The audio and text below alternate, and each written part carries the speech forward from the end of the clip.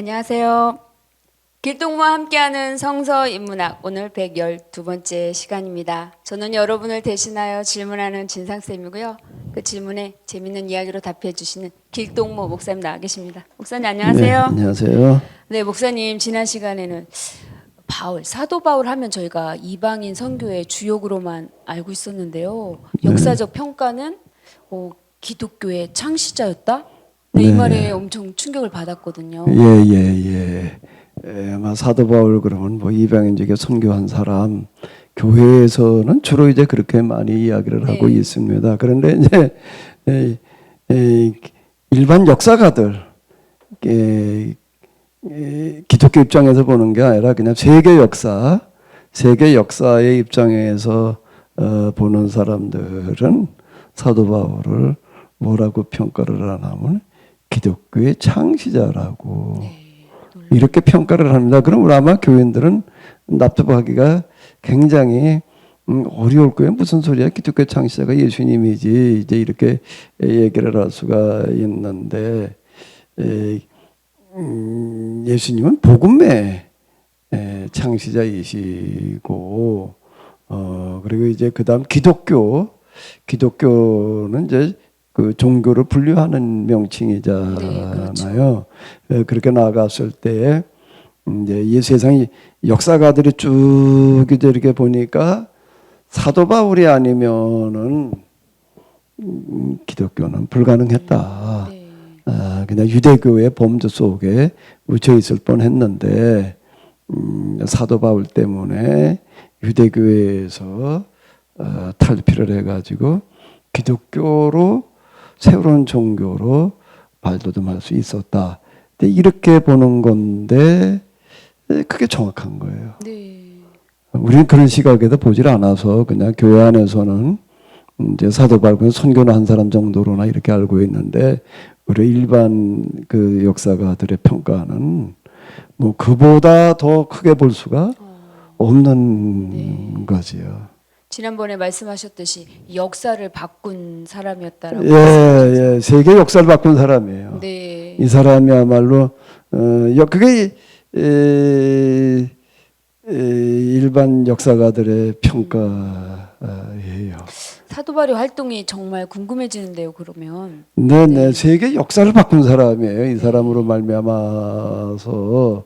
근데 이제 그런데다 초점을 조금 우리가 맞춰가지고 그냥 이방인 선교나 한 사람 그리고 이제 뭐 믿음으로 구원받는다라고 말했던 사람 이제 우리 요 정도나 지금 알고 있는 거거든요. 그런데 그거를 이제 좀 시야를 넓혀가지고 도대체 사도 바울이 한 일에 대한 세계사적인 의미, 세계사적 의미요. 세계사적인 의미라는 측면에서 이제 좀 같이 접근을 해보도록 하겠습니다. 네, 알겠습니다. 근데 그것도 좀 필요하겠죠? 네, 처음인 것 같은데요. 네, 그런 거가 필요하죠. 사도 바울 우리가 말은 많이 알고 있지만 그 사람이 그 한 일이 도대체 어떤 평가를 받고 있는가, 어떤 의미를 가지는가라고 하는 것을 이제 우리가 좀 살펴볼 필요가 있을 것 같습니다. 이제 예를 들어서 사도 바울이 어떻게 활동했느냐라고 하는 거 지난 시간에도 조금 이제 다루기는 했었는데요. 다시 한번 조금 이제 이건 간추려 볼 필요가 있습니다. 첫 번째는 원래 그는 기독교인이 아니었고 오히려 기독교를 박해하던 사람. 그런데 그게 회심을 하고 개종을 했다. 그럼 우리가 너무 잘 알고 있잖아요. 아니 그렇게 강력히 유대교에 철저하게 지키던 사람이 하루아침에 이렇게 개종한다는 게 사실 쉽게 납득이 되지 않거든요. 뭐 지난 시간에도 조금 언급하기는 했지만은 예수님께서 활동하실 때에 바울은 이제 이 당시 유대 지역에 팔레스틴에 없었던 걸로 이렇게 볼 수가 있어요. 근데 나이로 봐서는 예수님과 거의 이제 이게 뭐 동년배였다 아마 이렇게 이제 보여지게 되는데 그때 바울은 유대에 없어서 네. 예수님을 직접 이제 생전에 만날 수 있는 기회는 없었던 걸로 보이고요. 예수님께서 이제 돌아가시고 난 다음에 이제 그 제자들이 예루살렘에서 활동할 때 아마 다시 예루살렘으로 돌아와서 이제 있었던 걸로 이렇게 보여요. 왜 그런가 하면 스데반의 순교 때 네. 그거를 이제 주도하고 있거든요. 그 활동을 주도했다라고 하는 것은 그 이전에 그 적잖은 활동이 있어야지 가능한 거지. 그렇군요. 새로 딱 와가지고 오자마자 그냥 뭐 기독교를 박해하는 그런 일에 선봉에 서가지고 주도한다라고 하는 것은 어려운 얘기잖아요. 그러면 이제 스데반의 순교 훨씬 이전에 이미 와가지고서 활동을 하고 있었다라고 하는 걸 이야기를 하는 되는군요. 거거든요. 그 스데반의 순교까지는 예루살렘의 교회에서 시작을 해가지고서 그 이렇게 몇 년밖에 안 돼요. 네. 오랜 시간이 아니거든요. 그러니까 사도들이 이제 예루살렘에서 활동을 해가지고 교회가 막 확산되어져 나갈 즈음에 이제 바울이 이제 유대로 돌아왔다, 예루살렘으로 돌아왔다 이렇게 볼 수가 네. 있어요. 대략 추정을 해보게 되면은 이제 그래야지 이게 이제 맞아 들어가거든요. 그럼 바울의 입장에서는 굉장히 큰 그 유대교의 변화를 직접 목도한 거네요. 예. 근데 이제 거기 이렇게 보게 되면은 오순절에 3,000명, 성전 비문 사건으로 말하면 5천여 명, 그리고 이제 이어서 허다된 건 많은 제사장들까지도 이제 교회로 나왔다, 네. 개종을 했다, 이제 이렇게 이야기를 하고 있거든요. 네. 그렇군요. 그럼 바울 제가 봤을 때는 3,000명, 5,000명 이렇게 많은 사람들이 개종하고 할 때 바울은 왜 그런 바울은 변화가 그런 쉽지 않았을까요? 거에는 안 넘어갔던 것 같아요. 그런 거 가지고서는 안 됐던 사람이고, 어쨌든 철저한 그 유대교적인 입장에서 이 기독교인들은 잘못된 사람들이다, 이렇게 봤던 거지요. 그 잘못됐다는 게 그 당시까지는 뭔가라면 지난 시간에 사도 바울이 순교한 이유가 뭐라고 그랬지요? 성전 모독죄. 성전 모독에 예수님을 그리스도로 전하다가 순교했다. 네. 다들 이렇게 생각할 수가 있는데 그건 아니에요. 그건 이미 끝난 얘기예요. 예수님을 이제 메시아로 받아들이는 어떤 이런 것들을 가지고서 이제 특히 성전 비문의 사건 이후에 공회 불러다가 신문을 하고 뭐 이제 이러고 했지만은 처벌할 명분이 없는 거예요. 그래가지고 그냥 이제 경고하고 방면하는 어떤 이제 그런 정도였다가 그래도 계속 이제 이게 확산돼 나가니까 이제는 뭐 이거저거 따질 거 없다. 이제 그거는 주로 사도 그러니까 사울이죠. 그 이전 사울 입장에 선 사람들, 거기서도 이제 유대교회도 여러 의견들이 있었을 거 아니에요. 오는 권파가 있고 간 권파가 이제 있는데 이제 이 급진적인 이런 쪽에서는 아예 이제 그냥 뭐 따질 거 없이 그냥 박해로 가자. 네. 그 박해가 무슨 박해인가 하면 극단적인 박해는 제가 다 죽이는 거예요. 네. 이제 이런 식으로 가자. 라고 해도 그 일에 선봉에 섰던 사람인 거예요. 그는 의견으로만이 아니고 아예 행동의 선봉에 섰던 사람. 그가 이렇게까지 매달릴 수밖에 없었던 이유가 있을까요? 근데 그거는 뭐 이제 우리가 잘 모르겠고, 저 뒤에 가서 얘기고, 근데 그 사람이 극적으로 회심을 하는데, 뭘 하다가 회심을 하나 하게 되면은, 유대 영역 내에서는 이제 아주 다 색출할 만큼 색출해가지고 다 그냥 네. 도망간 거예요, 기독교인들이. 거기 남아있던 뭐 살아남을 방법이 없으니까 이제 다 외국으로 도피를 했는데, 외국으로 도피한 사람까지 체포하겠다고 가다가 회심을 했다는 거예요. 아주 극적이죠. 극적인 반증. 예, 예. 그건 우리가 알잖아요. 다메섹에 기독교인들 많이 이제 가 있었는데, 지금의 그 다마스커스가 되겠죠.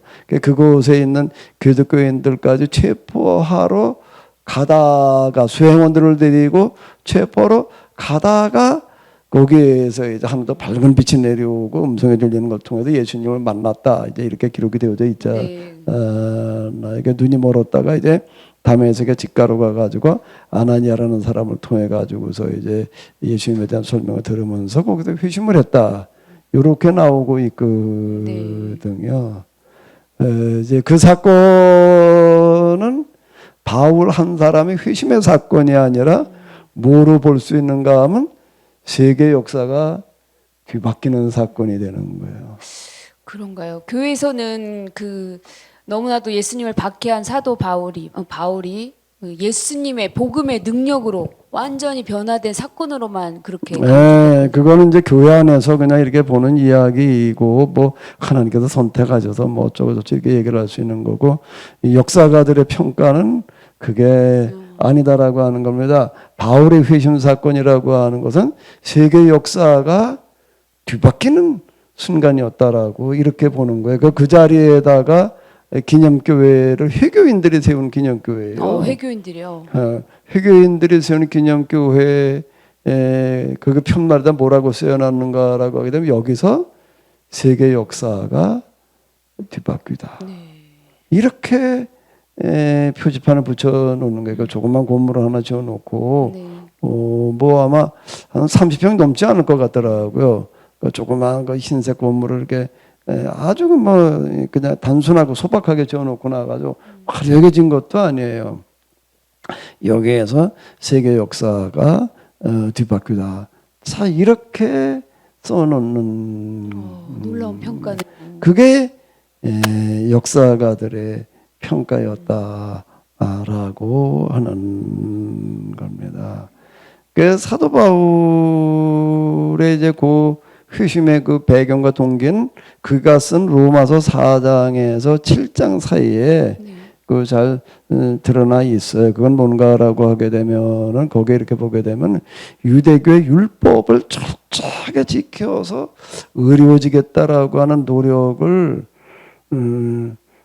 많이 기울였는데 결국에 가서는 그게 확인이 안 되더라. 이제 이런 얘기이거든요. 네. 그건 이제 뒤에서 조금 더 이제 자세하게 좀 이제 뒤에서요. 다루게 네. 될 거예요. 여기서 뭐 그거 가지고 다 이제 얘기하기 할 자리는 아니고, 뒤에서 그건 좀 더 다시 이렇게 보게 될 거고요. 어쨌든 그가 이제 회심하고 그 다음에 개종을 한 다음에 그 다음에 하는 일이 이제 중요한 거예요. 이제부터 하는 일이 뭔가 하면 이제 세계를 다루 뒤바꿔 놓는 일을 네. 하는 거예요. 그냥 개종을 했다고 해도 저절로 세계사가 뒤바뀐 건 아니고, 그가 하는 일로 말미암아서 세계 역사가 뒤바뀌게 되는데 뭘까요? 무슨 일을 해도 그가 그렇게 세계 역사 뒤바꿔 놨을까요? 글쎄요, 이방인 선교 외에는 저도 생각나는 게 없는데. 일반 선교 활동으로 봐서는 네. 그런데요. 근데 어떤 활동 이전에 뭐가 있어야 되는가라고 하게 되면 그 활동을 가능하게 하는 뭐가 있어야 될까요? 사상이 있어야 돼요. 사상이요. 예. 그 세계 역사를 뒤바꿀 만한 활동이 있었다라고 한다면은 곧 그건 또 뭘 말하는가라고 해도 그냥 열심히 선교를 한 그 업적 때문에 세계 역사가 뒤바뀌었다. 그것만 가지고 이렇게 얘기를 하려고 하게 되면은 알맹이를 놓치는 거예요. 그런 건가요? 세계 역사를 뒤바꿀 만한 활동을 가능하게 한 뭐가 있었다는 거예요? 사상이 있었다는 얘기가 되는 거예요. 그러니까 결국은 뭐가 세계 역사를 뒤바꾸나 하면 세계 역사를 뒤바꿀 만한 사상이 그렇군요. 있어야 되는 거예요. 그럼 사상이라 하면 어떤 신학을 말씀하시는 뭐 건가요? 이제 뭐 사상이라고 그럴 땐 뭐 신학, 철학 뭐 이제 여러 가지 다 이제 이렇게 들어갈 수가 있는 건데 그런 사상이 정신이 네. 어떻게 해서 만들어지는가라고 하게 되면은 유대교를 재해석하는 거로부터 출발한다는. 유대교 재해석이요? 예. 네. 유대교 재해석이 무슨 뜻인지. 재해석이라는 게 너무 광범위하고 큰 거 아닌가요? 바울이 이걸 해냈단 말씀이신가요? 유대교의 재해석이라는 말은 유대교를 그대로 답습한다는 말도 아니고 네. 답습이라는 것과는 달라요. 네. 그렇다고 유대교를 거부하거나 폐지하는 것도 아니에요. 네. 그럼 뭘 하는 걸까요? 유대교 신학을 신학을. 계승하는데 네. 그냥 계승이 아닌 바로잡는 계승을 바로 잡는 계승이요. 내다 버리는 걸로 가는 게 아니에요. 그걸 재해석이라고 그러는 거라고요. 보충 설명 필요할 것 같은데요. 예, 이제 재해석 네, 뭐 우리가 말은 이제 뭐 많이 듣는 그런 단어잖아요. 다시 얘기를 하면 유대교의 그 전통과 신학을 그대로 답습하는 것도 아니고 유대교의 전통과 신앙을 다 거부하는 것도 아니에요. 네. 거부하고 완전 새로운 걸 만들겠다라고 하는 것도 아니고 그 전통과 신학을 계승하는데 어떤 계승인가 하면은 바로 잡아서 변화시키는 바로 잡는 네. 계승으로 가는 목사님, 근데 거죠. 제가 알기로는 예수님께서 그 그리스도냐 아니냐로 큰 이 논점이 된 상태에서 그리스도다라고 분명히 밝히면서 바울이 이렇게 이방인을 전도하지 않습니까? 예, 그 예. 문제를 다룬 것 같은데 유대교 전체를 재해석했다 하시니까 이거 조금 과대평가하는 이제 것 그 같아요. 부분이요. 이제 이렇게 네. 보는 거예요. 예수님이 메시아냐 아니냐라고 하는 거가 이제 그 예수님의 이제 생존 시부터 계속 이제 그거는 네. 관심사였던 거거든요. 그 이제 유대인들 특히 서기관 바리새인 예수님을 찾아와 가지고 당신 진짜 메시아라고 한다면은 그게 하늘로부터 온 증거를 우리에게 보여달라. 뭐 이제 이렇게 얘기를 해요. 예수님께 하시는 일이 너무 놀라우니까 네. 그 가르침도 놀랍고 또 이제 여러 가지 그 표적의 활동들도 놀랍고 이제 그런데 자기들이 기대하고 있던 메시아와 좀 다른 부분이 있는 거예요. 자기들이 기대하던 메시아라고 하는 것은 이제 뭔가 하면 로마 제국에 대적해가지고 로마 제국을 압도하고 유다로 하여금 로마를 대신해서 온 세상을 다스리는 그런 나라로 만들어 놓는 메시아로 생각을 하고 네. 있었거든요. 근데 예수님을 보니까는 그만한 역량은 충분히 있는 거예요. 그만한 역량은 정말 있어 보이는데 왜 그 옆에 예수님을 따르는 사람들의 무리를 보니까는 어마어마했거든요. 그 당시 여기 이렇게 보게 되면은 사람이 서로 뭐 밟힐 지경이었다. 앞서 사고가 날 만큼 몰려왔다. 뭐 이제 이렇게 얘기를 하고 예루살렘에 입성하실 때 이렇게 보게 되면 거기 그 당시에는 한 200여만 명이 모이는 거거든요. 6월절 절기에 맞춰가지고 예루살렘에 입성을 할 때 그 사람들이 다 예수님의 광편이 돼가지고 수만 명이 따르고 있는 거예요.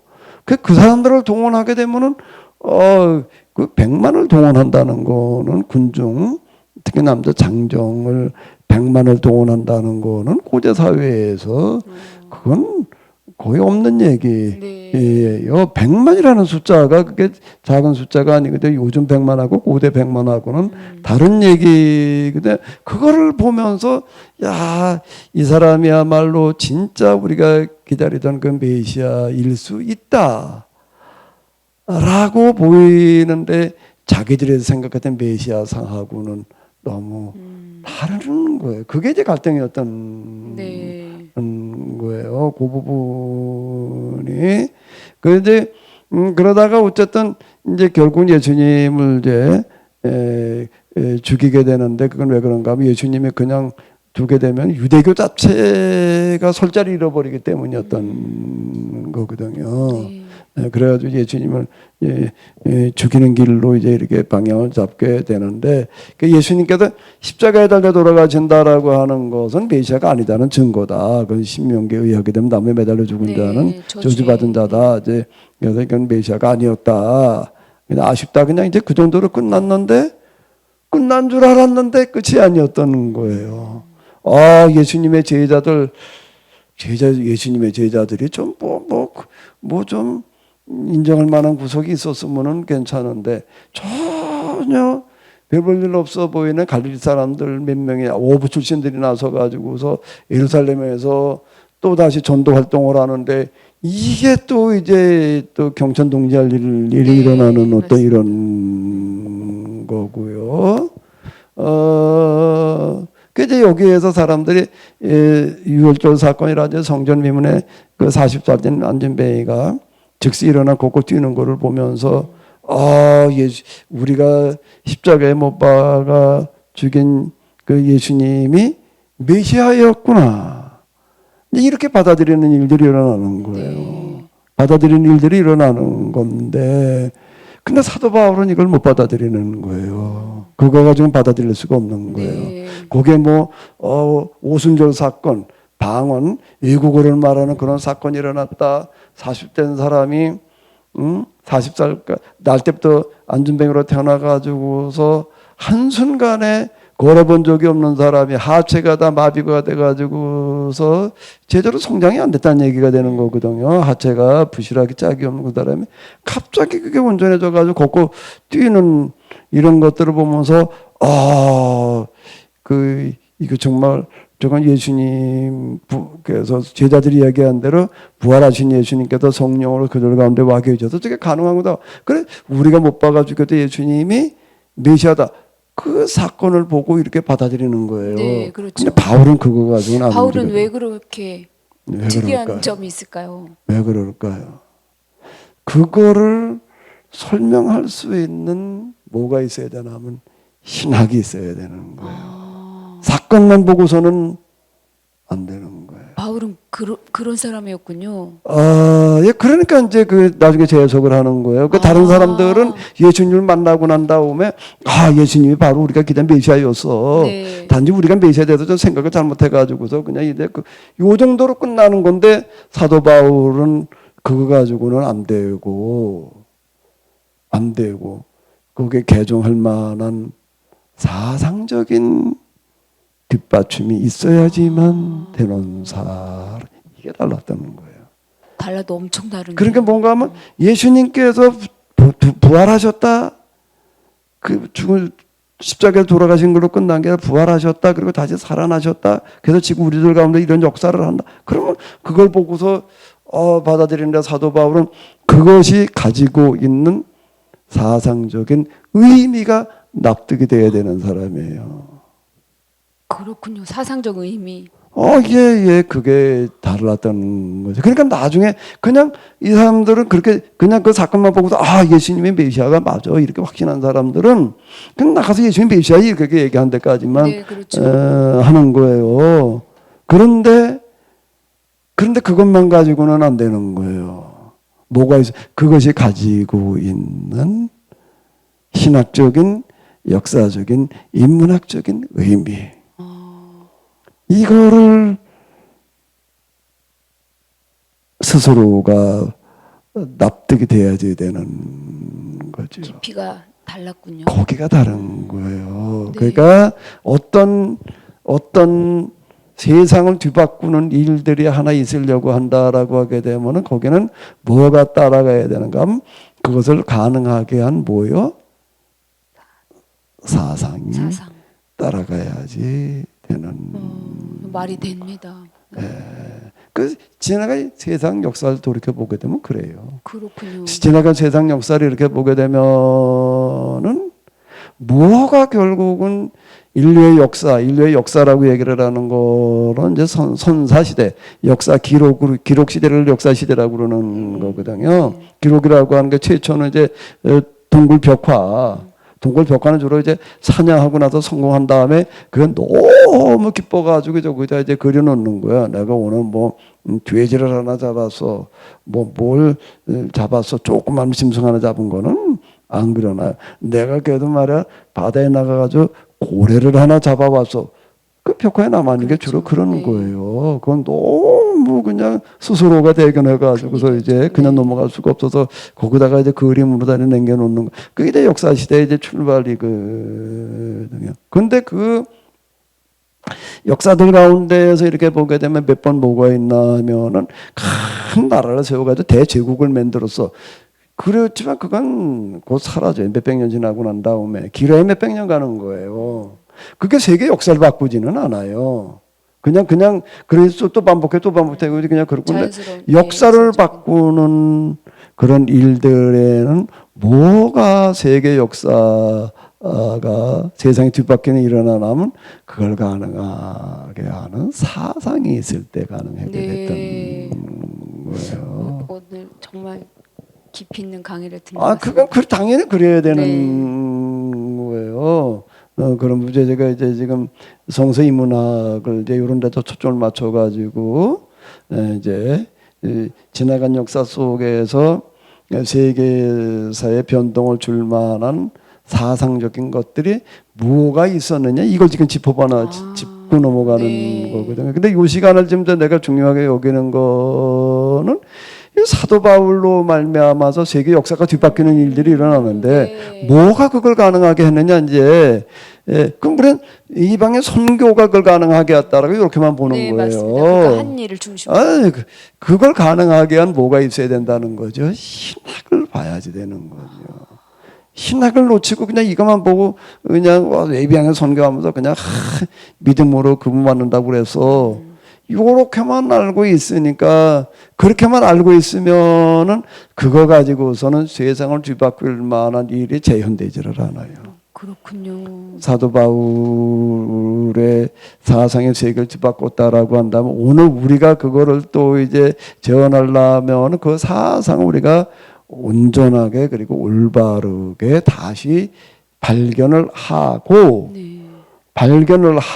그 다음에는 오늘에 맞춰서 바르게 또 재해석을 할 때 그게 가능해지는 그 재해석이라는 게 중요한 거예요. 결국은 뭐가 세상 역사를 바꾸나라고 하게 되면 뭐가 바꾼다고요? 사상. 재해석이 재해석이 세상을 바꾸는 거예요. 오늘 또 너무 새로운 걸 배우게 되는데요. 재해석은 다시 정리를 하는데 기존에 내려오던 전통과 신학을 그대로 물려받는 게 아니고 또 그걸 거부하는 것도 아니고 개성하는데 어떤 개성을 하는 거예요? 발전적인 개성을 하는 거예요. 발전적 개성이다. 그걸 재해석이라고 그러는. 네. 그리고 그게 가능하려면 뭐가 있어야 될까요? 뭐가 그걸 재해석을 가능하게 할까요? 글쎄요. 역사를 바르게 보는 눈? 관점. 새로운 관점이 있어야지 되는 거예요. 새로운 관점. 기존에 보던 관점만 가지고서는 안 되는 거예요. 다른 각도에서 보는 관점, 새로운 관점이 새로운 재해석을 가능하게 하는 거죠. 그렇군요. 오늘 제가 감당하기엔 너무 큰 이야기인 것 같습니다. 이게 아마 들으시는 분들에게는 조금 좀 아마 이게 어렵게 느껴지실 수도 있고 잘 이해가 조금 이제 쉽지 않으실 수도 있는데 이 부분이 사실 우리가 이제 오늘 우리 시대를 어떻게 결국 이런 걸 통해서 우리가 오늘을 말하자는 거거든요. 과거의 얘기는 하고 끝나자는 얘기가 아니니까 오늘 우리가 살고 있는 이 세상에 뭔가 새로운 바람 하나 일으키려고 한다라고 하게 되면 뭘 어떻게 해야 되느냐라는 통찰력을 여기에서 얻을 수 있는 거죠. 그게 가장 이제 좋은 신뢰 중에 하나가 지금 여기에 들어있는 거예요. 그래 여기가 중요한 거죠. 알겠습니다. 근데 기독교를 이제 재해석하는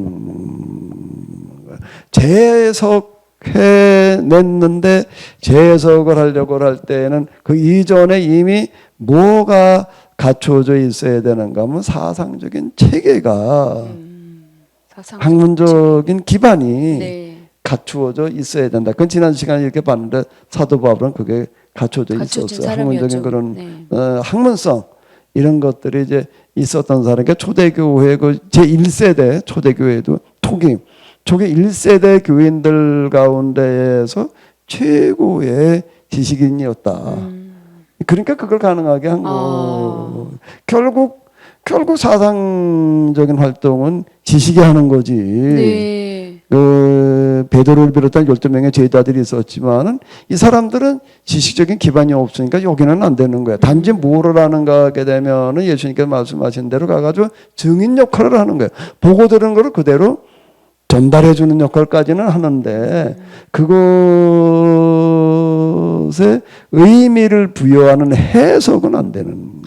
근데 제가 여러 번 들은 설교 중에는요, 뭐 지식도 필요 없고 학문도 필요 없고 오로지 복음의 능력, 뭐 그걸 강조하는 설교를 많이 들었었거든요.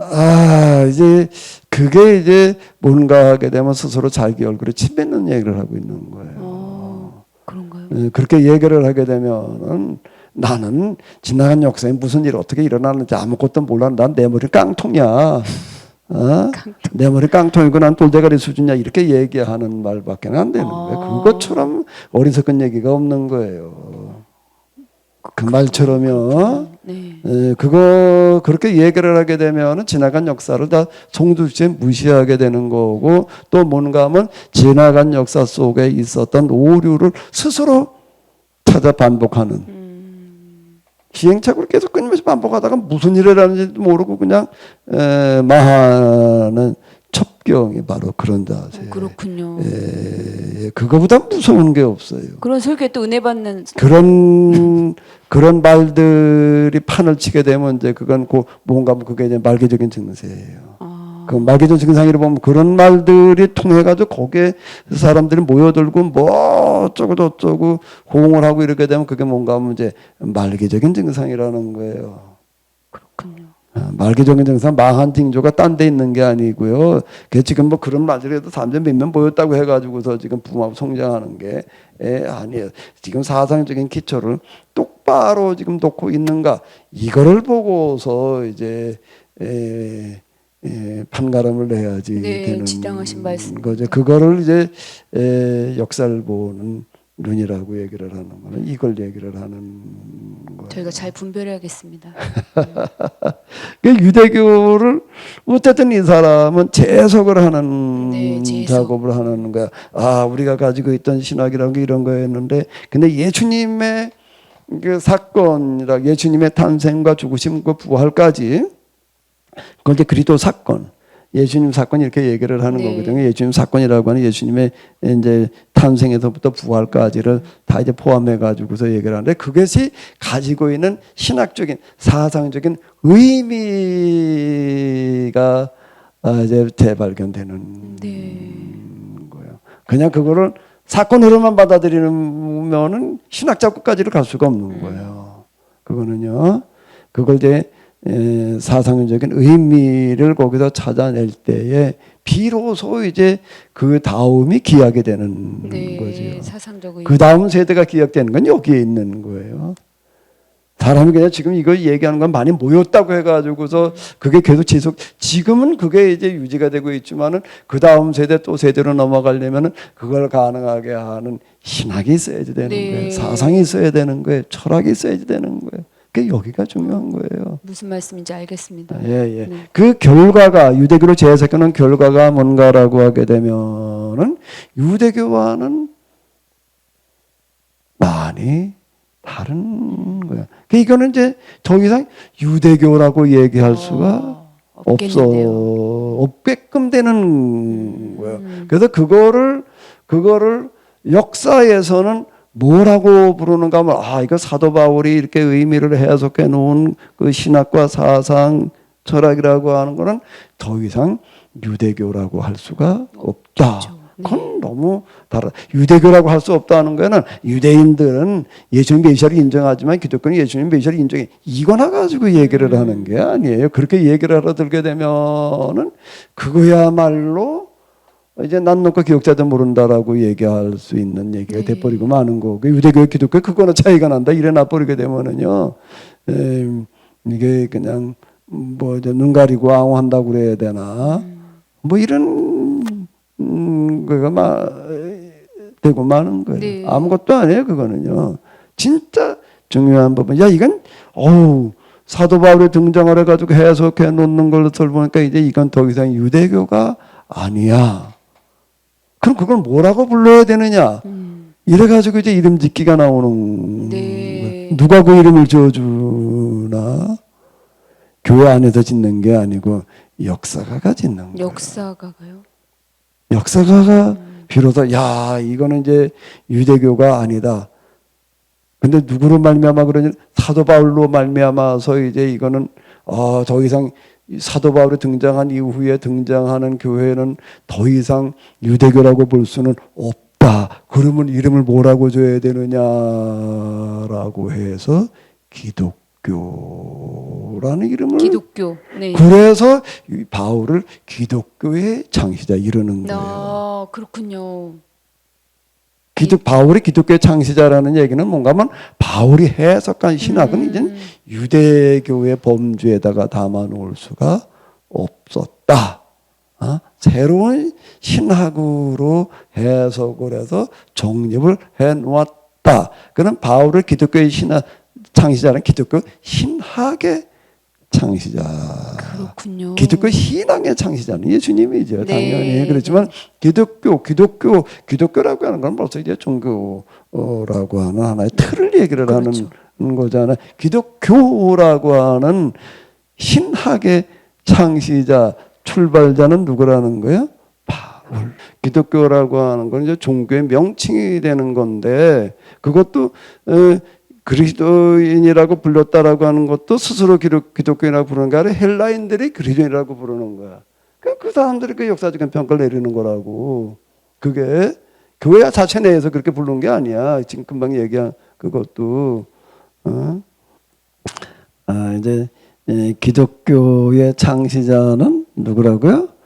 바울이라고 얘기하는 이유는 바울로 말미암아서 이제 유대교와는 다른 신학이 가능해졌다라는 그런 이야기이고, 그건 누구의 평가이면 교회 자체 내의 평가가 아니라 세상 역사가들의 평가였다라고 하는 거를 이제 우리가 염두에 둘 필요가 있는 거죠. 세상 역사가의 평가였다? 목사님, 제가 알기로는 그 안디옥 교회 교인들을 향해서 그리스도인이라고 해서 그 기독교란 말이 처음 나오지 않았나요? 예, 그 부분 이제 이렇게 보게 되면은 이제 피신을 다니다가 몇 명이 이제 안디옥으로 가가지고 이제 헬라인, 그 당시 헬라인이란 말은 그 이방인들을 얘기를 하는 건데 그들에게도 복음을 전하게 됐고 이제 그게 거기서 많은 결실을 맺어요. 그래가지고 거기 이제 그 안디옥 교회라는 게 이제 생겨났는데. 그러니까 안디옥에도 뭐가 있었나 하게 되면은 유대인들의 회당이라는 게 있는 거예요. 유대인들의 회당에서 신앙생활하는 거고, 그 다음에 안디옥 교회에서 신앙생활하는 걸 주변 사람들이 안디옥 사람들이 비교를 해보니까 서로 이게 좀 다른 거예요. 그렇죠. 유대인하고 비슷한 부분이 많은 거예요. 이제 유대인들이 믿는 하나님을 같이 믿고 있고 유대인들의 성경 당시 사용하기던 성경 이제 그 70인역이라고 하는 그런 성경들도 같이 사용하고 그러는데 이게 많이 다른 거예요. 그래서 이거는 유대인이라고 그러기는 유대교인이라고 부르기는 어렵다. 네. 그럼 이걸 뭐라고 불러야 되느냐라고 할 때 이 사람들이 예수님을 그리스도라고 믿는다. 그래가지고 이제 뭐라고 불렀다는 거예요? 그리스도인이라고 누가 불렀다는 거예요? 헬라인들이요? 교회 자체 내에서 우리는 그리스도인이야 이렇게 부른 게 아니에요. 네. 안디옥에 있던 헬라인이라고 하는 거는 뭘 말하냐면 헬라 문화와 철학에 그래도 조예가 있는 지식인들을 말하는 거예요. 네. 그런 지식을 가진 사람들, 그 중에서 뭐 헬라인이나 아무나 그냥 다 그렇게 말했다는 것이 아니라 그래도 그 눈여겨보는 사람, 그래도 그 사상적인 어떤 그런 배경과 차이점을 볼 수 있는 사람이 누군가가 좀 이렇게 쭈루루 이렇게 쭉 관심 가지고 비교를 해보니까 이 사람들은 더 이상 유대교인이라고 부를 수가 없다. 그럼 뭐라고 불러야 되느냐라고 할 때 특징이 예수님을 메시아 그리스도라고 믿는다라고 해가지고서 그러면 그리스도인이라고 불러야 되겠다. 그래가지고 그때부터 그리스도인으로 좀 뭔가 하면 기독교인이라는 얘기가 되는 거예요. 네. 기독이란 말이 그리스도를 그렇죠. 한문으로다가 바꿔놓은 거가 중국에서 바꿔놓은 거를 이제 그리스도, 기독 네. 이렇게 바꿔 놓아서 그 그리스도인이란 말이 되는 거거든요. 그때 처음 불렸다는 그런 얘기가 뭔가 하면 그건 외부인이 부르는 거예요. 그러니까 그게 이제 뭔가 하면 내가 지금 얘기하는 거로다가 이제 이 역사의 평가라는 얘기가 되는 의미군요. 거예요. 그 이후 이제 역사가들은 이걸 뭐라고 부르는가 하면은 기독교인이라고 하는 그리고 이런 신앙을 가능하게 한 사람은 바울이다.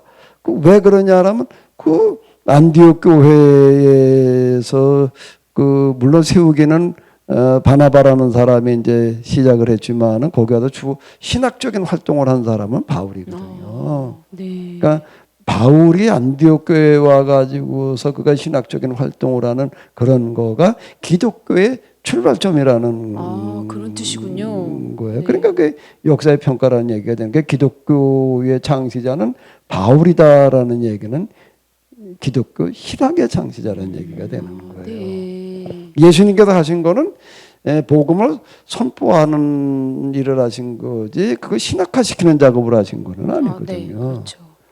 그 신학이라는 게 즉 사상이라는 게 중요한 거예요. 그게 그 다음 세상을 그때까지. 바꿔요. 네. 세상도 세대도 사상이 이렇게 중요한 줄 오늘 결국 지나간 역사를 보게 되면 그 헬레니즘이라고 하는 그리스 사상이 이 알렉산더 시대뿐만 아니라 지금 유럽을 통해서 전 세계를 지배해온 거는 결국 이제 우리 세상에 있는 그런 활동 가운데 보게 되면 뭐 이제 적자생존이라는 말이 이제 나오잖아요. 생물학의 이제 이야기가 되는 건데. 생명체들을 보게 되면 동물이든 식물이 되든 이제 최적자만 살아남는다. 뭐 그런 얘기가 되는데요. 그거는 생물학의 세계만 그런 게 아니에요. 사상의 세계에서도 사상에도요. 똑같아요. 네. 온갖 사상들이 뭐 이런저런 주장 뭐 다 나오는데 결국 뭐가 살아남나 하면 그 중에서 제일 적절한 사상. 똑바로 된 사상이 살아남는 거예요. 그렇게 적용이 될 수 있군요. 그 사상이 중요한 거예요. 그러니까 지금 우리가 어떤 재해석을 어떻게 해놓느냐라는 거가 그 사상이 꼭 무슨 사상인가 하면 새로 만들어놓은 신참 사상도 있겠지만은요. 그건 고대 얘기고 이제 지금은 내려온 전승들이 있잖아요. 지금 전통 여러 가지 뭐 이런 것들인데 그걸 다 수합을 해가지고서 그대로 답습하는 게 아니고 그걸 다 버리는 것도 아니고 뭐 하는 거라고요?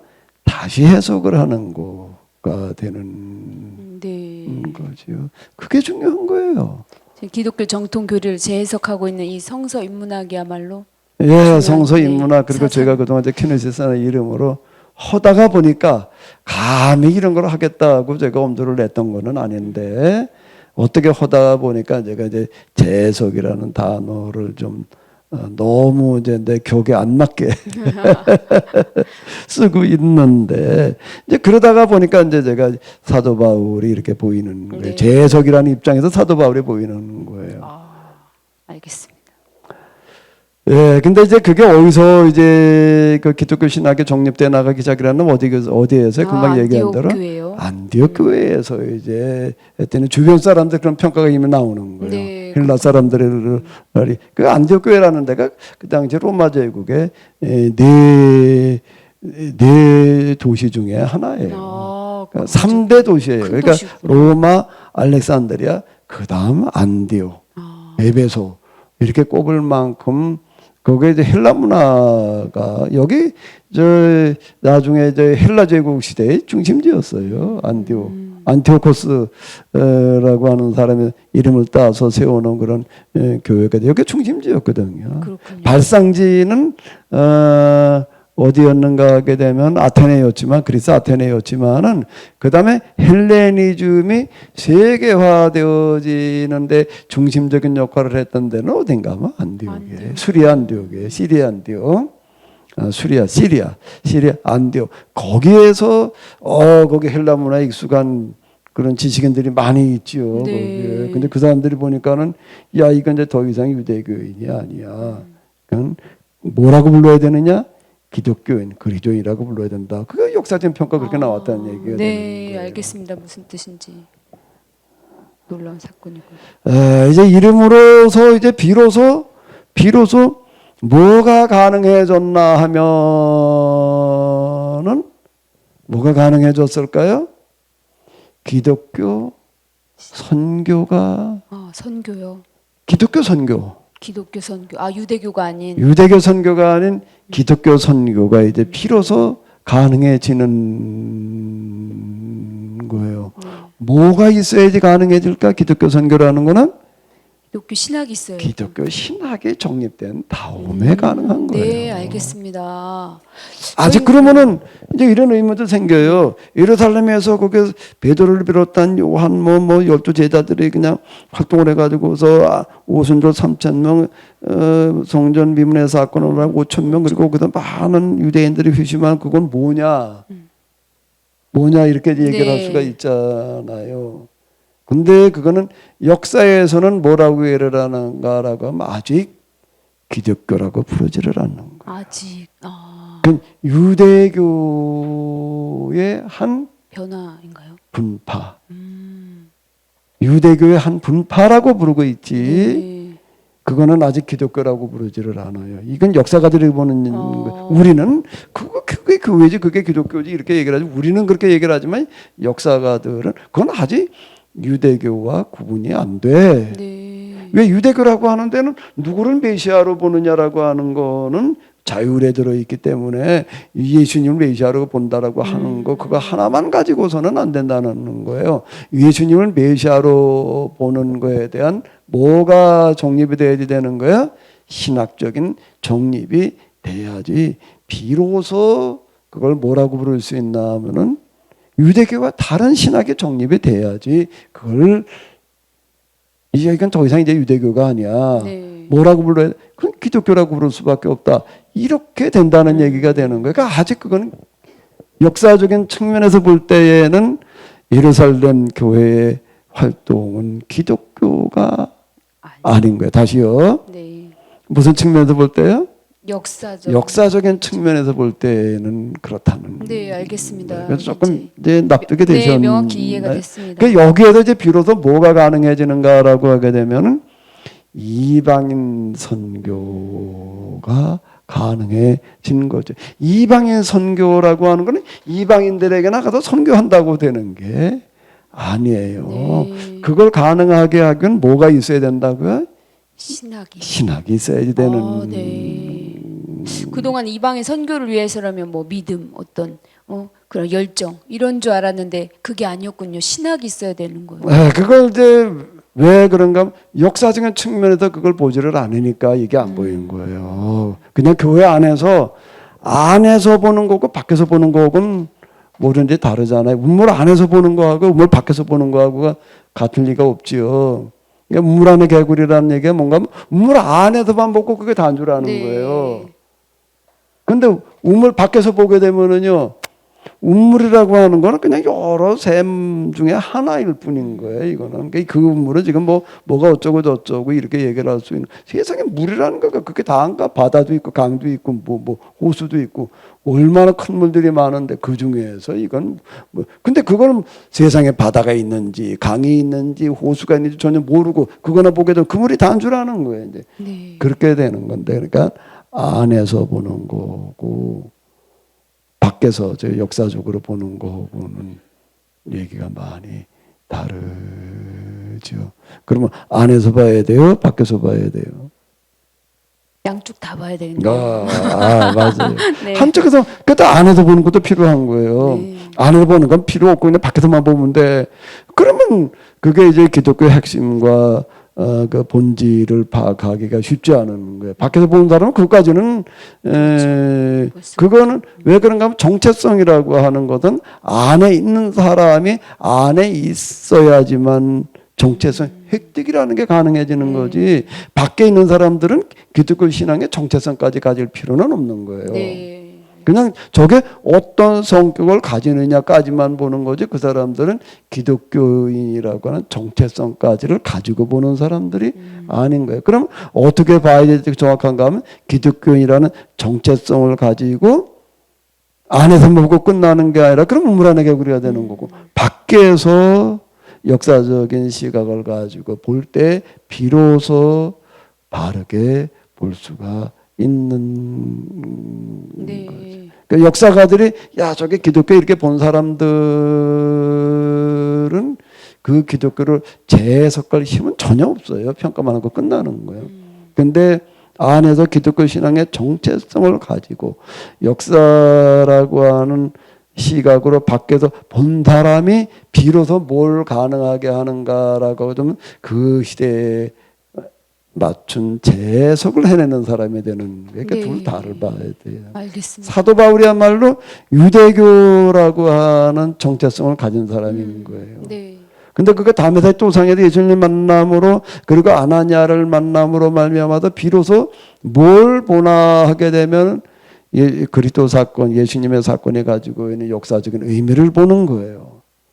역사적 의미를 보고 나니까 그 다음 재해석이라고 하는 걸 가능해지는 네. 거지. 양면을 다 가져야 되는 건데. 준비된 사람이었군요. 예, 그러니까 예수님의 12 제자들은 기독교 안에서 정체성만 경험으로 가지고 있던 사람들인 거. 그러니까 재해석까지는 갈 수가 한계가 있었군요. 역사적인 의미를 그것이 가지고 있는 그 사건이 가지고 있는 역사적인 의미를 어떻게 발견하는 유대교라는 측면에서 유대교 안에서 활동을 했던 거니까 유대교라는 측면에서 역사적인 의미를 볼 때에 비로소 재해석이 가능해지는. 네. 보통 사람은 하기 힘든 작업이네요. 그러니까 그 양면을 다 가져야 되는 거야. 네. 아는 내면적인 정체성과 외면적인 역사성. 네. 정체성과 역사성이 만날 때 저절로 재해석이 된다는 얘기는 아니고 비로소 재해석을 할 수 있는 기본 조건이 갖추어지는 거죠. 네. 비로소. 바울 놀라운 인물이군요. 근데 이제 사도 바울의 위대함이라고 하는 거는 이런 재해석을 가능하게 했다는 데에도 있지만은 여기도 사실 어려운 거거든요. 네. 이걸 역사에서 해내는 사람은 지나간 역사 속에서 이걸 가능하게 한 사람은 이렇게 손으로 꼽는 수준이에요. 그렇게 많은 사람이 아니에요. 이거는요. 그런데 사도 바울은 또 그 이상의 뭔가가 있었어요. 그 이상 또 뭔가를 했나요? 이게 이방인 선교로 발돋움해서 결실을 맺어 놓을 수 있는 길을 또 닦아 놓는 거예요. 길을 닦아. 사상적인 기반만 갖춰 놓는 게 아니라 사상적인 기반을 갖춰서 재해석하는 것까지도 굉장히 어려워요. 근데 그걸 가지고 길을 만드는 작업까지를 하는 거예요. 네, 너무 어렵게 말씀하시네요. 길을 네. 그 길을 닦았다는 게 뭘 했다는 건가라고 하게 되면은 당시 아직 예루살렘의 이제 그 예루살렘의 중심적인 역할을 하고 있을 때니까 예루살렘에 있는 교회의 두 중심축 인물이 있어요. 네. 한 사람은 뭔가라고 하게 되면 12 사도의 대표적인 역할을 하고 있는 베드로. 베드로고요. 근데 이제 교회가 생겨나게 되면은 교회를 또 전담하는 목회자가 있어야 되는 거예요. 목회자요. 목회자가 있어야 되는 건데 사도가 물론 이제 목회자 역할도 같이 할 수도 있어요. 하는 사람도 있었고. 근데 사도들은 어느 한 교회에만 머물러 있을 수가 없는 거예요. 여러 교회들도 순회하고 다녀야 되니까 네. 여기저기 생겨나는 교회예요. 그러니까 한 교회에만 머무를 수가 없어요. 근데 그 교회에만 계속 머물러 있으면서 요즘 우리가 하는 목회를 하는 사람, 교인 관리, 네. 교회 운영 전반을 행정적으로 기타 등등을 다 이제 총괄하는 누군가가 있어야지 되거든요. 그 총괄하는 사람의 직책의 이름이 뭐였지요? 글쎄 요즘 목사님인데 그때는 뭐였죠? 그때는 목사님이라고 부르지 않고 장로라고 부르는 거예요. 장로요? 장로라는 요즘에도 이름이 장로가 있잖아요. 그 신약 성경에 등장하는 장로는 요즘 우리가 교회에서 만나는 장로와 용어는 동일하지만은 개념은 완전 딴 개념이에요. 그런가요? 그거는 네. 목회자, 요즘 그 목회하는 목사님을 가리켜서 장로라고 부르는 거예요. 그 당시는 그렇군요. 그 당시에는 그 지금 지금 이제 그게 좀 분화가 돼가지고 구분이 돼가지고 목회자와 장로가 이제 그 장로는 평신도이고 이제 네. 그런데 여기 지금 목회자를 말하는 목회자군요. 장로가 있어요. 그 장로. 그러니까 이거는 이제 그 당시 교회 중심 인물이 특히 예루살렘 교회가 이제 주축이 될 때인데 거기에 사도들이 있고 또 그다음에 누가 있다는 거예요? 장로들이 또 이제 이렇게 있었던 거예요. 근데 이 사람들한테는 이런 신학이 없어요. 네. 그냥 뭐만 있는가 하면은 증언만 있는 거예요. 증언, 증인인 거예요. 이 사람들은 그게 가지고 있는 신학적인 의미는 전혀 모르는 거죠. 또 관심도 없고. 네. 그런데 이제 이게 안디옥 교회에서 이방인들에게로 확산되어지려고 한다면은 신학적인 기반을 갖춰야지 되는 거예요. 그거를 어떻게 이제 길을 만드는가라고 하게 되면 예루살렘으로 올라가서 베드로 사도의 대표자가 베드로이거든요. 네, 여기 한 보름을 같이 머물러요. 네. 보름을 같이 머무르면서 베드로와 많은 이야기를 나누는. 그가 다메섹 도상에서 회심하고 난 다음에 바로 와가지고서도 잠깐 만난 적은 있었어요. 그때는 한 2, 3일 정도 있었던 건데 며칠 동안 바나바의 주선으로 말미암아서 이제 올라와가지고서 며칠 동안 있으면서 이제 예수님이 어떤 분이신지에 대해서 충분하게 좀 설명을 듣고 이제 그리고 그 다음에 이제 10여 년이 지나가는 거예요. 이제 네. 10년 이상이 지나고 난 다음에 다시 베드로를 만나가지고 와가지고서 뭐를 하는가 하면 이제 신학 작업에 대한 결과를 이야기하는 거예요. 신학 작업 결과요. 네. 그 베드로는 신학 작업 이런 거에 소양이 네. 없어요. 근데 그 중간 역할하는 사람 이제 바나바라는 사람이 그 역할을 이제 첫 번째도 그렇고 나중에도 그렇고 이제 바나바하고 같이 이제 올라와서 베드로를 만나가지고서 한 보름 동안을 같이 지내면서 이제 많은 이야기를 나누는 거예요. 많은 이야기를 나누면서 그 예수님 사건이라고 하는 거가 가지고 있는 역사적인 신학적인 사상적인 의미를 이야기를 하는 거예요. 근데 이거는 사도 베드로만 가지고 될 노릇이 아니야. 또 목회자의 대표자가 있는데 그게 야고보. 이게 야고보서 저자의 야고보를 말 베드로 안드레 야고보 그 사도의 야고보라는 이름이 워낙 많아요. 뭐 야고보라는 이름이 워낙 많아가지고 이건 야고보서 저자의 야고보이고 예수님의 동생 야고보. 인 사람이 예루살렘 교회의 대표 장로였어요. 장로가 여러 명이 있었는데 그 중에서 이제 담임 목사 요즘으로 얘기를 하면은 담임 목사였어요. 그거를 또 이제 그 야고보와 더불어 또 충분히 베드로와 먼저 그리고 야고보와 같이 충분히 이야기를 나누는 거예요. 거기에 이제 또 중간 역할하는 사람이 누구라고요? 바나바. 바나바라고 하는 사람은 사도들에게 절대 신임을 받는 사람들이었거든요. 여러 가지 면에서.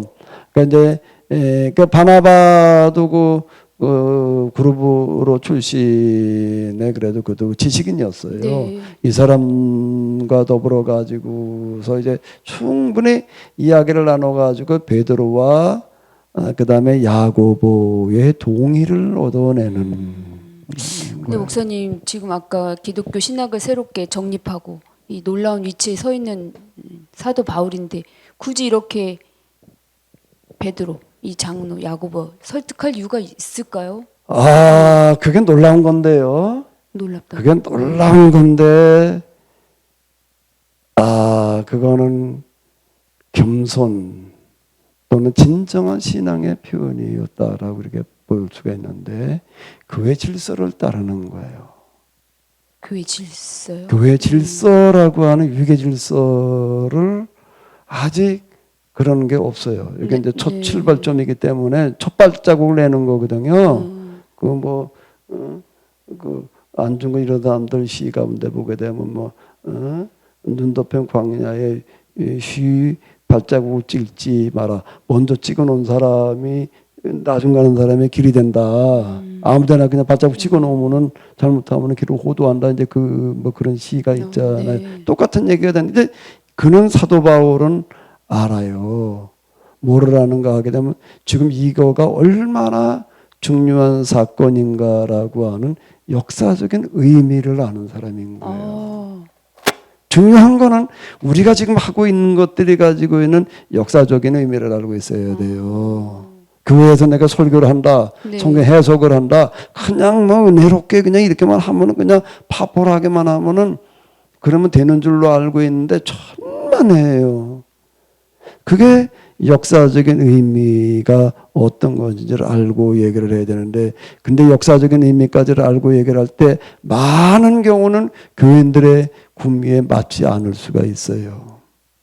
역행되는, 그럼에도 불구하고 그쪽으로 가야지 되는 거예요. 그 시류에 맞추려고 한다면은 대부분의 경우가 역사적인 의미에서 이탈해요. 그렇게 되나요? 근데 이 역사적인 의미에 충실하려고 하다 보게 되면 시류와 또 부딪혀가지고 호응을 얻기가 쉽지가 네. 않은 그런 거거든요. 근데 그게 가지고 있는 역사적인 의미를 사도 바울은 아는 거예요. 근데 이거는 그냥 내가 나가서 그냥 뭐 전도해가지고 이렇게 해서는 안 된다는 거예요. 그거는 질서. 예수님께서 12사도들을 세우셨고 그중에 대표자로 누굴 세웠는가 하면 베드로를 세우셨고 그 사도들이 중심이 돼가지고 예루살렘에서 교회를 시작한 다음에 그럼 이 교회의 목회는 누가 맡을 거냐라고 하는 것도 사도들이 정해놓은 거예요. 사도들이 야고보서의 저자 야고보가 적절하겠다라고 해가지고 세워놓은 이 질서를 지켜야 된다라고 하는 첫 발자국을 이렇게 찍어놓는 거예요. 그런 의미가 있는 건가요? 이건 첫 발자국이에요. 이 부분은 네. 여기가 중요한 거예요. 이 부분들은 자꾸 놓쳐요. 네. 이건 별로 얘기를 네. 못 들어보셔. 네, 못 들어봤죠. 이게 뭔가 그럼 사도 바울이 지금 야고보의 예루살렘 올라가서 보름 동안 머무르며 베드로와 야고보를 설득하는 거가 기독교가 세계화로 나아가는 첫 발자국이 제일 중요한 거예요. 이걸 동쪽으로 서쪽으로 동서남북 중에서 어느 방향으로 첫 발을 내딜 거냐? 방향 타가 되는 건데 여기가 제일 중요한 거예요. 난 이 부분이 너무 놀랍다는 거예요. 재해석해 놓은 것도 놀랍지만은 이 첫 발자국을 찍어 놓는 그 사도 바울의 놀라운 행보. 이건 정말 감탄이 아니라 신비롭다라고 할 만큼 참 놀라운 사람이다. 그러니까 그 이후 세상을 바꿔놓는 사람은 이게 행보가 달라요. 그렇게까지 평가를 하시니까 좀 납득이 안 가는데 이거 뒷받침하는 또 다른 사건이 있는 건가요? 근데 두 번째 발자국이 있죠. 또 있나요? 두 번째 발자국은 뭔가라고 하게 되면 베드로와 야고보를 설득한 다음에 동의를 얻은 다음에는 그러니까 이제 뭐 됐지가 아니에요. 그 다음에는 뭐를 하는가라고 하게 되면 사도들 전체와 거기에 그 장로들이 또 여러 명들이 있었거든요. 다 한 자리에 모여서 회의를 하게 하는 거고, 회의에서 정식으로 의제로 삼아서 통과를 하게 하는 절차를 밟는 거예요. 그게 두 번째 발자국이에요. 있군요. 두 번째 발자국이. 첫 번째 발자국도 놀랍지만은 두 번째 발자국은 더 놀라워요. 어떻게 진행됐죠? 예루살렘 회의를 여는 거예요. 이거를 교회사회에서 첫 번째 공의회라고 그래요. 교회 회의. 전체 교회 회의. 공의회라 공회, 공의회 이렇게 얘기를 하는데 이건 뭔가 하면 전체 교회 전체를 대표할 수 있는 회의를 열어서 여기에서 정식으로 인준을 받는 절차를 밟는 거예요. 그렇군요. 이거는 아직 없는 길인데 신학으로 재해석한 것도 바울이지만은 이런 길을 닦아 놓는 것도 바울. 놀라운 이런 과정들에 가지고 있는 그 이야기가 얼마나 중요한 것인지에 대해서 잘 몰라요. 왜 그런가라고 하면 그게 가지고 역사적인 의미를 놓치기 때문에 이게 안 보이는 거예요. 그 세상을 바꾸려면은 이런 과정이 들어가는 거예요. 그러니까 세상을 바꾸는 거죠. 세상을 바꾸는 게 그냥 호연지기 하나 가지고 바꾸는 게 아니에요. 열정 하나만 가지고 되는 것도 아니고 학문적인 업적만 가지고 되는 것도 아니고요. 여기서 놀라운 이제 길이 열려지는 거지요. 무슨 길이 열려졌을까 이제 여기에서요? 바울. 비로소 세계 선교라고 하는 세계 선교. 네. 세계 선교라고 하는 길을 누가 닦아놓나 하면 바울이 신학으로 그 다음에 절차로 닦아놓는 거예요. 절차까지.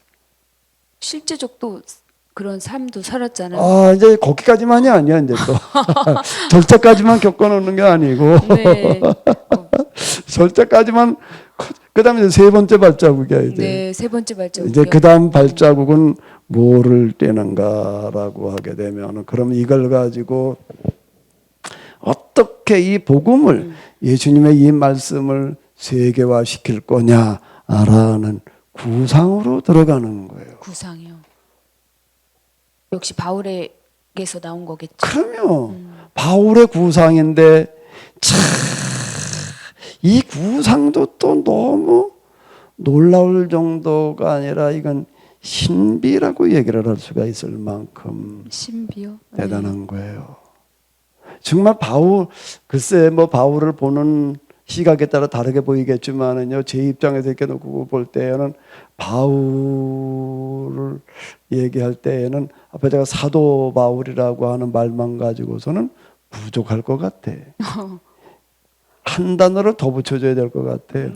신비의 사도 바울.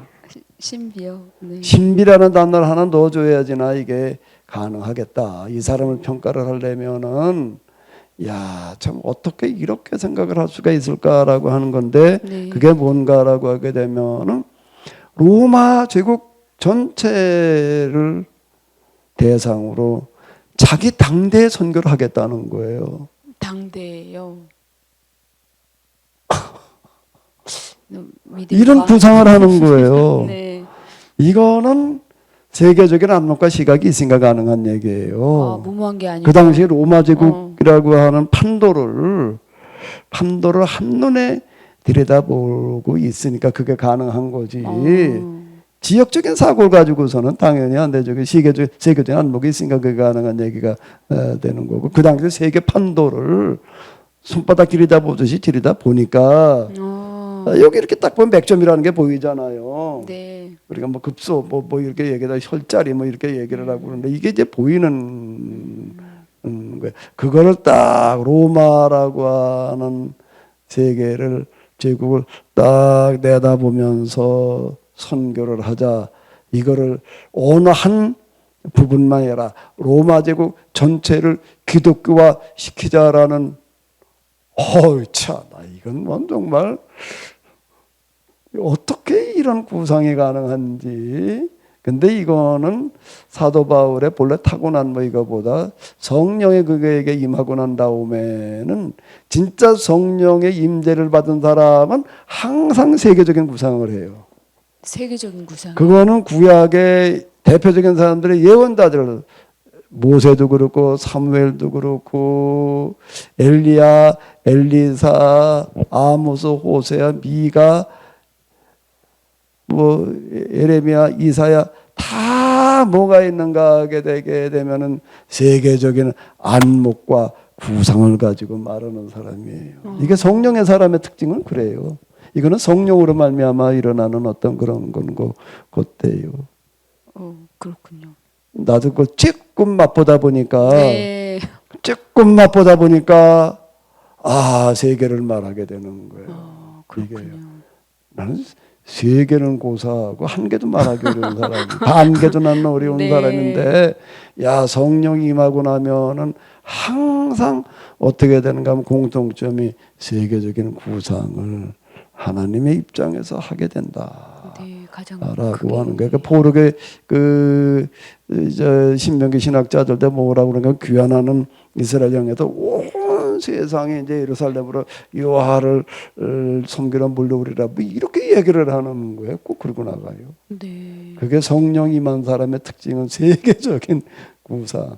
하나님 대신에 세상을 통치해야 되니까 그렇게 되는 거예요. 그게 단순한 이치예요. 그러네요. 네. 그게 뭔가라고 하게 되면 어떻게라고 하느냐라고 할 때 대도시 거점 선교라고 하는 거예요. 대도시 거점 선교. 네. 당시 로마에 보게 되면은 각 그 행정 구역을 잘 편제를 해놨거든요. 네. 도로도 잘 닦아놨고요. 그 로마로 가는 길을 지금 이제 시리아로부터 로마로 가는 그런 길이 있어요. 육로도 있고 해로도 있고 이제 그런데 거기를 쭉 따라가면서 중요한 대도시 중심으로다가 교회를 세워나가자는 거예요. 네. 그래서 거기에 한 도시에 가가지고서 교회를 세우는 시간을 얼마로 잡나 하면은 대략 한 반년씩 잡는 것 같아.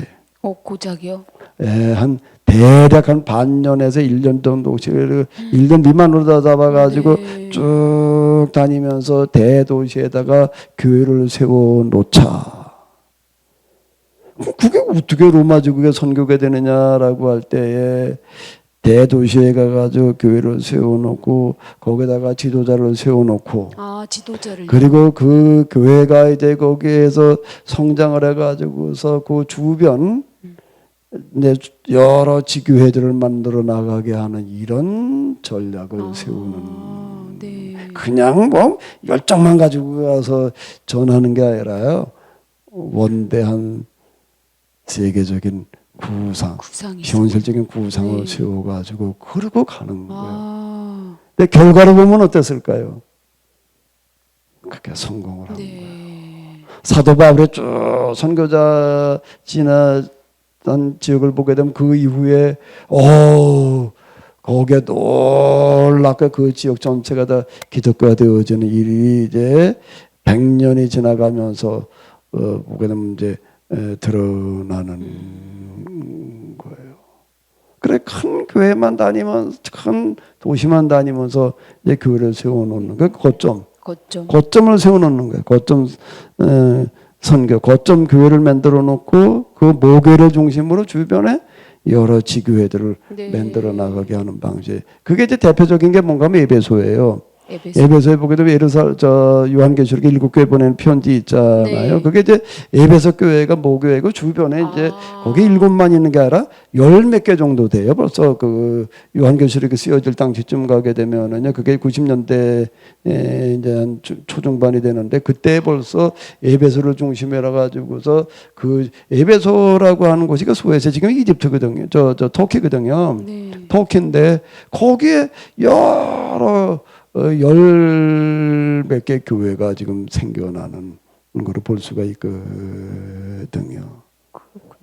그 어쨌든 그런 식으로 다 이렇게 만들 로마 그리고 어디까지 가려고 그러는가 하면 소바나라고 하니까 스페인, 프랑스 네. 그쪽까지 가자. 로마를 거쳐가지고 거기까지 가려고 그러는 구상을 세우고 가는 거예요. 로마까지 간 건 확실하고 네. 일설에 의하면 소바나까지 갔다라는 이야기도 있는데 그건 좀 명확하지가 않고 구상으로는 그렇게 가는 로마까지는 간 거예요. 네. 대단합니다. 그리고 그 이후 이제 이 기독교가 로마 제국 전역에 확산되어져 가지고 나중에 이제 국교가 되는 발판을 이제 만들어 놓는 건데 선교적인 업적도 그렇지만 뭐가 그걸 가능하게는 신학 작업이 예수님의 12제자 뭐 그런 무슨 많은 사람들 북아프리카 쪽으로다가 이제 이렇게 알렉산드리아 이집트에 이제 그리고 쭉 나아가면 유럽 쪽으로 나아가면서 그 북아프리카 위주로다가 또 교회들이 많이 생겨 나가거든요. 그쪽까지는 사도 바울이 가지를 않았어요. 사도 바울은 이제 이쪽 시리아에서 로마로 가는 그 주도로 주변에는 큰 도시들 위주로다가 이제 선교를 해 나가는 작전을 이제 이렇게 세웠는데 크게 이제 대성공을 거두게 되는 거죠. 근데 또 여기서 끝나지 않아요. 사도 바울의 업적은. 또요? 끝이 없네요.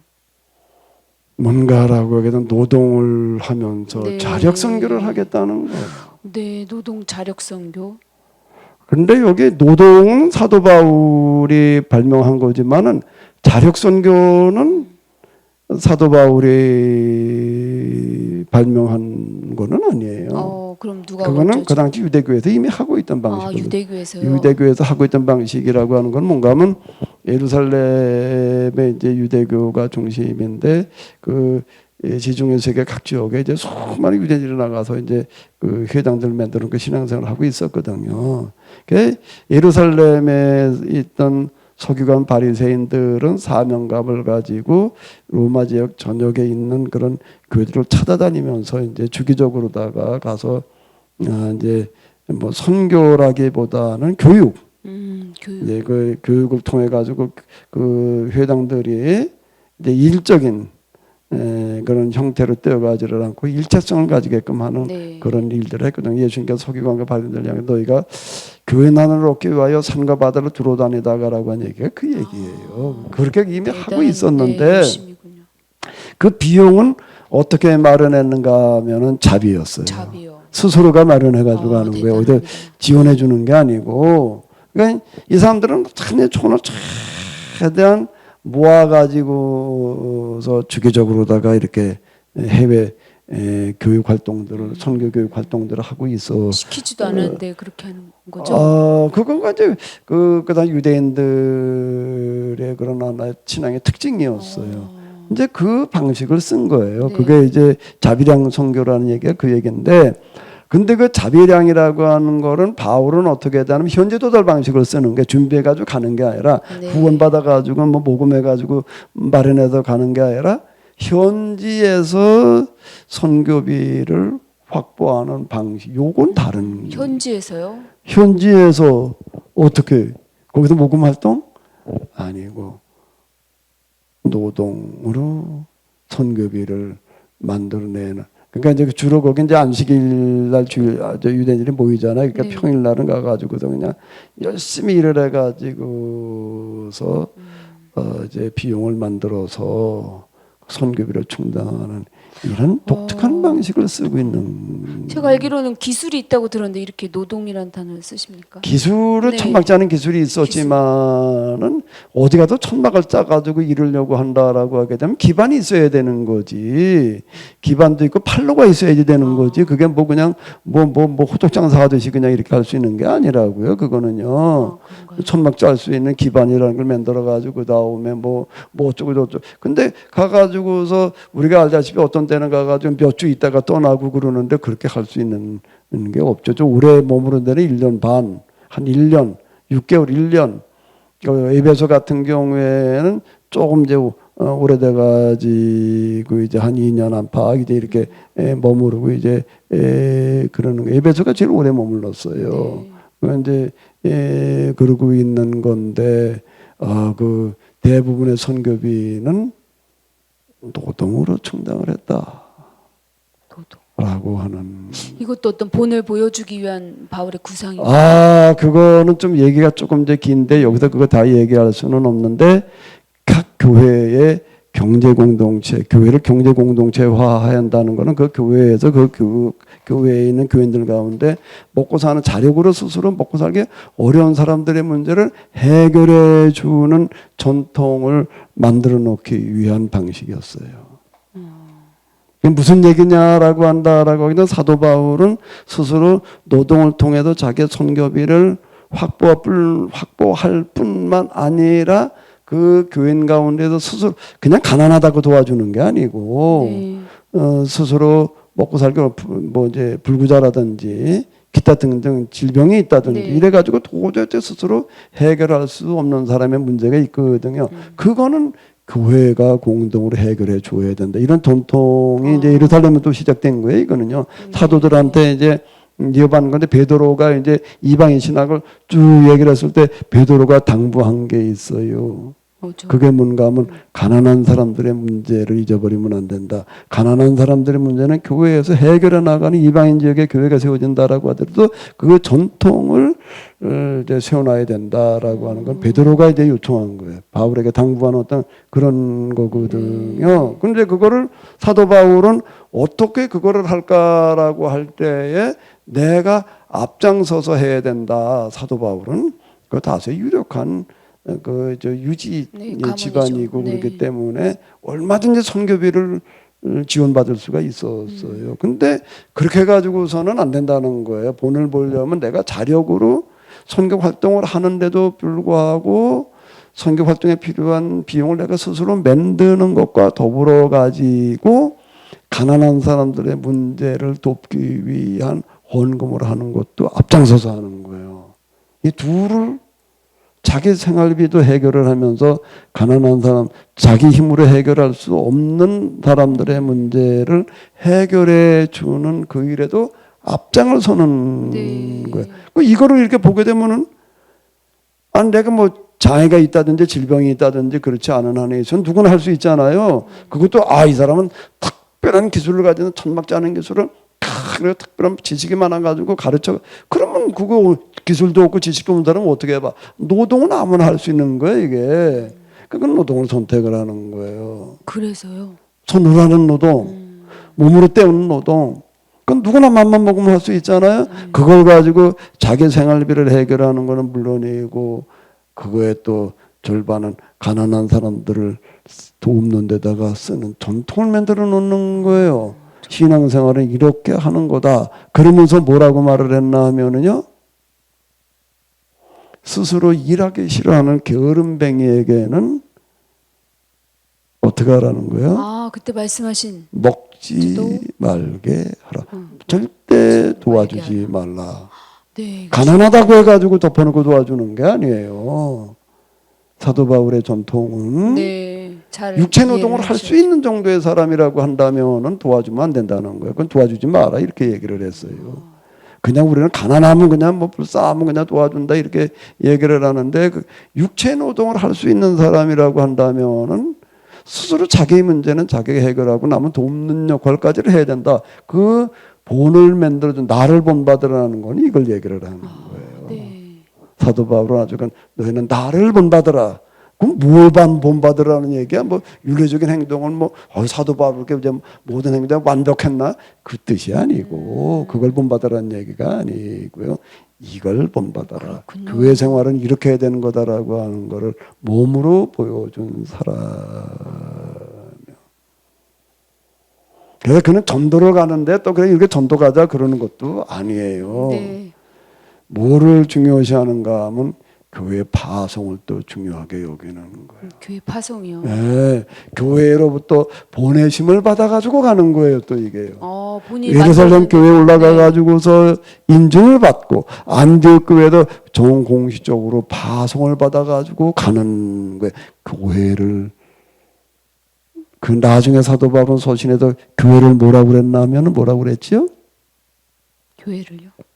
그리스도의 몸. 네, 예수님 몸이라고 이렇게 표현을 네. 하는 거예요. 그러니까 이거는 절대로 이 교회의 절차나 과정이라든지 이런 것들은 가볍게 보면은 안 된다. 네. 그건 대단히 중요하다라는 전통을 만들어 놓는 사람, 그 이름이 뭐라고요?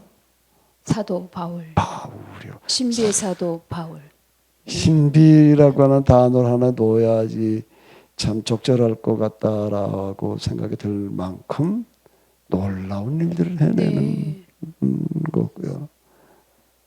사도 바울 앞에 참 숙연해 줄 수밖에 없습니다. 예. 요 부분이 이제 기독교가 탄생하는 자리예요. 네. 그때의 환경 조건이기 때문에 요거는 우리가 좀 뭐 자세하게 또 반복해서 좀 이렇게 살펴볼 필요가 있어서 네. 좀 많은 시간을 보냈는데요. 우리 들으시는 분들도 이 부분을 좀 같이 잘 생각하시면서요. 기독교가 뭐가 어떻게 출발한 거고 어떻게 탄생됐는지를 좀 그리고 뭘 어떻게 해야 되는지를 또 오늘 우리가 뭐가 잘못됐는지를 이런 데도 좀 우리가 같이 한번 찾아봐 주시면 고맙겠습니다. 네, 오늘 성경에 나왔는 그 사도 바울의 역사적 의미에 대해서 정확히 알게 되어서 네. 의미 있는 시간이었습니다. 여기까지 이야기 감사합니다. 수고하셨습니다. 네.